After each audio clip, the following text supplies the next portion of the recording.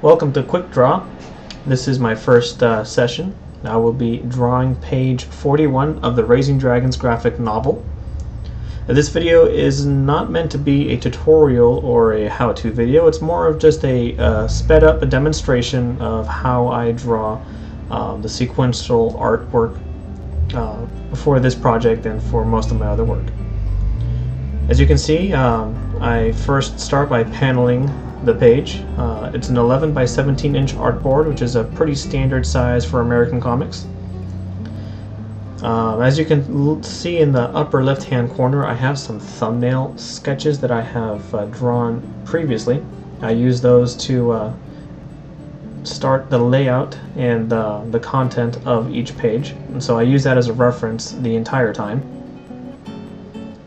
I sped up the video obviously because this whole process does take quite a few hours. As you see on the left and the right, I have some reference pieces that I have made earlier regarding the characters usually that are in the panel. I go to these often to make sure that I'm consistent with design.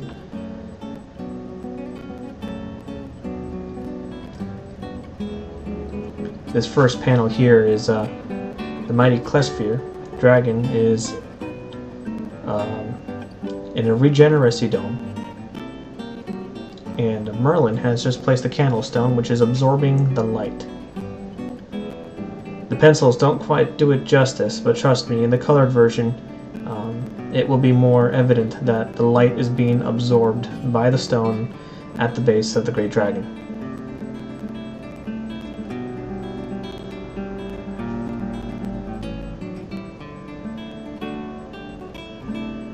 You can kind of see previously I have already sketched out some of the rough drawings for the rest of the panels.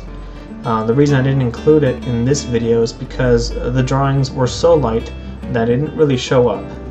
So for the sake of convenience and time, I went ahead and just skipped over that and got right to darkening the pencils.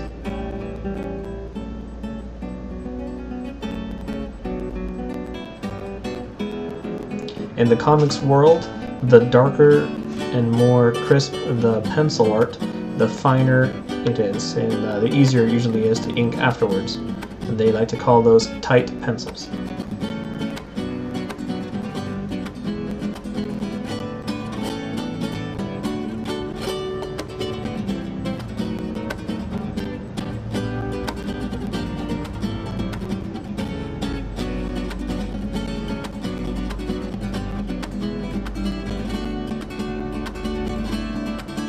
Some cross-hatching here. Moving on to the second panel. So panel number 1 is pretty much done.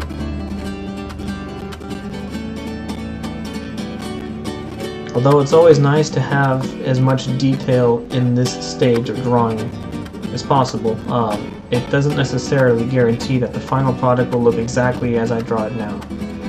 So for instance, the light, I may have penciled in little light circles surrounding the dragon, but in the end I will not be drawing the light circles with black lines. They will be a brush effect.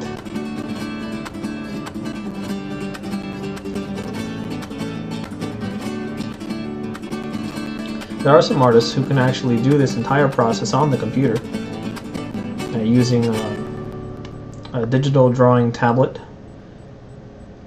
I myself like to prefer a real pen and paper.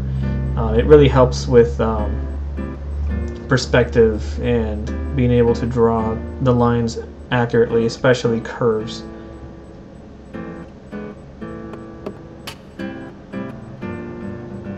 Not to mention I can take this on the go and draw wherever. It's not uncommon for me to take this little makeshift artboard of mine and draw in the living room, for example, while my wife and my children watch TV or play games or something. It helps not having to stare at the screen all day long for hours on end. So this is the third panel, showing a close-up of King Arthur and Merlin.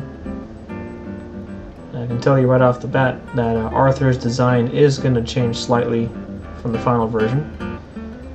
namely his hair. I have mistakenly given him a pretty short buzz cut when apparently he has quite a bit of hair that hangs down beyond his ears. So that will be something that I will illustrate at a later stage.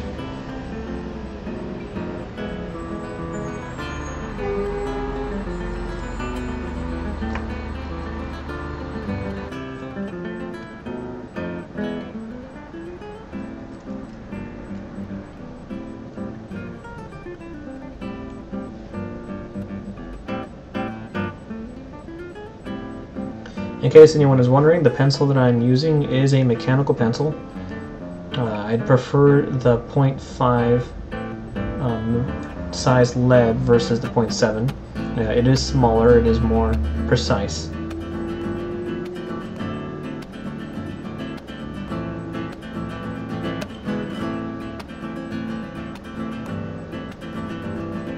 The artboard I'm using is from Blue Line Art. They are one of the leading brands of comic book and manga drawing boards. They are very nice, as they are made with a special material, I believe, that prevents smudging, as would if you were to use standard printer paper.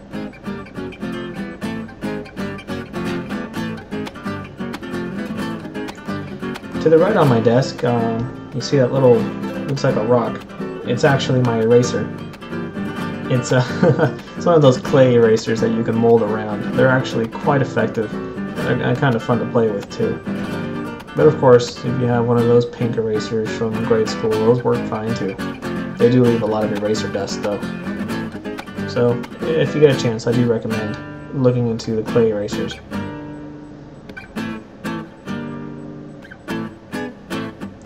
Alright, we're almost at the end here.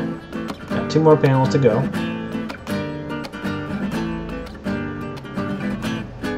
If you can't tell from the scene, it definitely involves a dragon, and King Arthur and Merlin meeting in a cave. They awaken the great dragon. Merlin has some business. They need to fly to a particular area to meet with other dragons for a very important scene in Raising Dragons. This is King Arthur's first encounter with a dragon face to face, in a non-battle way. Most dragons are hunted in this time in the story, but Merlin reassures King Arthur that not all dragons are evil. And in fact, this Clefspeare here, the mighty Clefspeare, is the main dragon, the head honcho, so to say. Very important character in the series.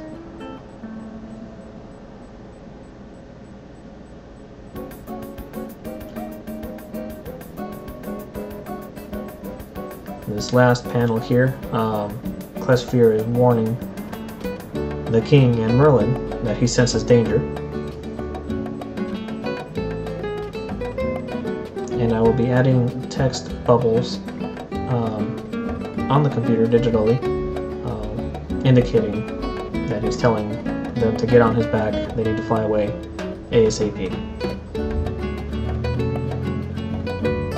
The little X's that I just marked on the sides of the page and in the borders are a symbol of adding black to that area in an attempt to conserve lead and time and energy.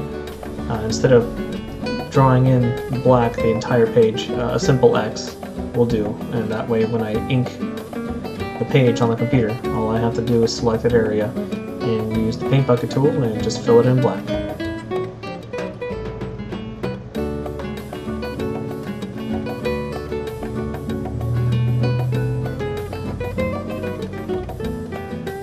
This entire video is sped up 500 times normal speed,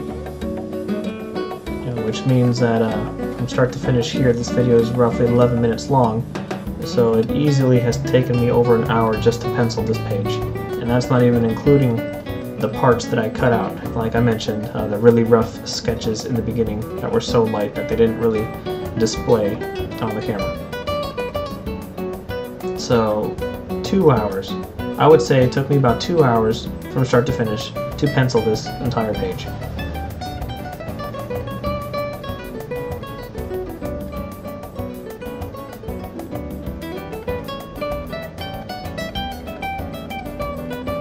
There it is, finished page 41 of the Raising Dragons graphic novel.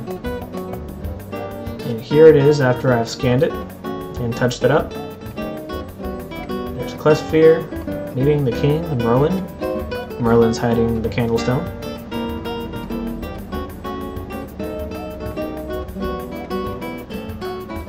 And here we are all together, and I will demonstrate the inking and the coloring, adding the word bubbles and shading the images in another video, so I won't be going into that detail today. Thank you so much for watching this video. I hope you enjoyed it, and if you want to see more videos, please subscribe to my channel. I will be posting more, and if you get a chance, hit me up on Facebook, like my page, comment, and I'll answer your questions. And if you want to see more of my artwork, please visit my website. Thanks.